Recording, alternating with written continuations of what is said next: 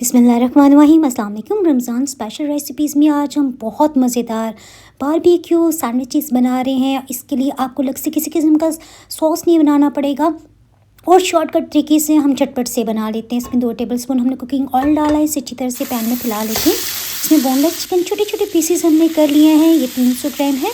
Heat को हमने लो ही रखा हुआ है। चिकन की बू को दूर करने के लिए हमने अच्छी तरह से भून लिया। जैसे हल्की सुनहरी रंगत आई ना, 1 चाय की चम्मच हमने लहसुन अदरक का पेस्ट डाल दिया। इसे 2 मिनट तक भून लेने के बाद आधा कप दही और 1 टीस्पून सिर्फ लेमन जूस शामिल करें। अगर आपको कोई भी गले में कुछ भी इन्फेक्शन या कुछ है ना, तो लेमन जूस ना डालिएगा।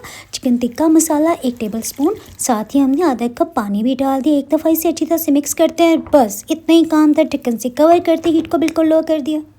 10 मिनट गुजर जाने के बाद आपने लाजमी चेक करना है कि पानी इसमें कितना है ना। तकरीबन 15 से 16 मिनट के बाद इसका पानी बिल्कुल खुश्क हो गया है।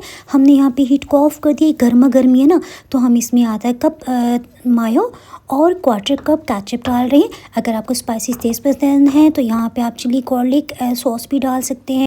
बारबेक्यू फ्लेवर ऐड करने के लिए हमने यहाँ पे ना एल्युमिनियम फॉयल को इस तरह से कटोरी की शेप दे दी और कोयले को हमने दहकाने के लिए रखा होता है। 1 से 2 ड्रॉप्स हम ऑयल के डालेंगे और बस ढक्कन से कवर करेंगे। 5 मिनट के लिए हम ढक्कन से कवर करें ताकि चिकन में ना धुएँ का ज़रा फ्लेवर आ जाए। यहाँ पे आपने सैंडविच ब्रेड लेना है क्योंकि इसकी ना बहुत फाइन कटिंग होती है और कटिंग के लिए आपने ज़िगज़ैग वाली छुरी का इस्तेमाल करना है। इससे भी ना बिल्कुल जैसे बेकरी में होते हैं ना सैंडविचेस, वैसी ही कटिंग हो पाएगी।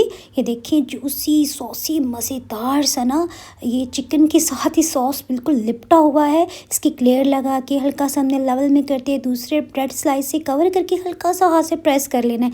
ये देखें जनाब, ये है ज़िगज़ैग वाली छुरी। इससे आपने ना सैंडविचेस को कट करना है तो बहुत फ़ाइन कटिंग होगी। इफ्तार टाइम पे अगर आप ये सर्व करेंगे ना, यकीन करें सभी आपकी तारीफ़ करते हुए थकेंगे नहीं और आपको मेहनत वसूल हो जाएगी। वो मेहनत जो आपने की नहीं होगी, लेकिन दिल में खुशी तो होती है ना। तो हम याद रखें। Thanks for watching.